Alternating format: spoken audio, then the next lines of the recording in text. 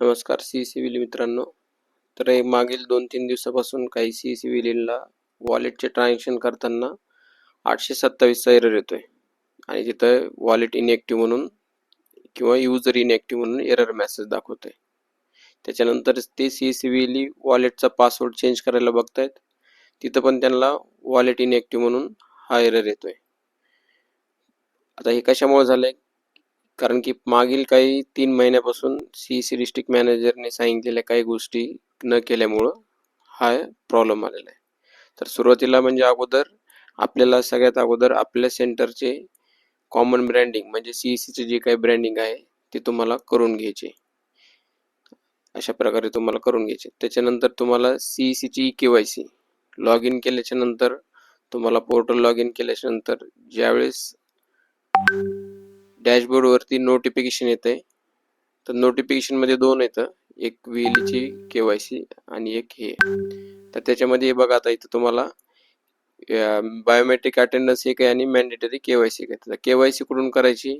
तर एक dashboard wall खाली जे आपले ऑप्शन आहेत तिथं, तर त्या ऑप्शन मध्ये खाली अकाउंट मध्ये गेल्याच्या नंतर माय प्रोफाईलला जायचंय. माय प्रोफाईलला गेल्याच्या नंतर तुम्हाला इथं खाली सगळ्यात खाली ॲड्रेस अपडेटच्या खाली KYC फॉर CSID ऑपरेटर म्हणून असा एरर येईल. त्याच्यावरती क्लिक करायचे तुम्हाला. क्लिक केल्याच्या नंतर तुम्हाला ते पोर्टल ओपन होईल. ते ओपन केल्याच्या नंतर हे बघा, इथं येऊन शक्यतो इथं मंत्राचं डिव्हाइस वापरा, कारण मार्फोच्या डिव्हाइसला तुम्हाला इथं ती होत नाही. मंत्राच्या डिव्हाइसनी इथं सिलेक्ट करायचं. डिव्हाइस सिलेक्ट केल्याच्या नंतर फिंगर तुम्हाला कॅप्चर करायचे. कॅप्चर केल्याच्या नंतर तुमची KYC सक्सेसफुली म्हणून येऊन जाईल. कारण या केसमध्ये काय होतंय, हे बघा, इथं केल्याच्या नंतर इथं तुम्हाला दिसून येतं ते KYC प्रोसेस्ड सक्सेसफुली म्हणून. त्याच्यानंतर तो जो ऑप्शन होता तो तुम्हाला तिथून निघून गेलेला दिसेल. जरी डबल दिसला तर एखाद्या वेळेस 2 वेळेस ती KYC करून घ्या. त्याच्यानंतर तुम्हाला पोलीस व्हेरिफिकेशन अपलोड करायचंय. ते कुठून करायचं? इथं CEC रजिस्टर हे पोर्टल टाका, तिथं माय अकाउंटला क्लिक करा. माय अकाउंटला केल्यानंतर तिथं CSID टाका. तो पण तुम्हाला थंबनी लॉग इन करायचा आहे. तिथं थंबनी लॉग इन केल्यानंतर तुम्ही कॅप्चा वगैरे टाका, फिंगरप्रिंट सिलेक्ट करा आणि खाली सबमिट करा. हे पोर्टल आहे तुम्हाला पोलीस व्हेरिफिकेशन अपलोड करण्यासाठी.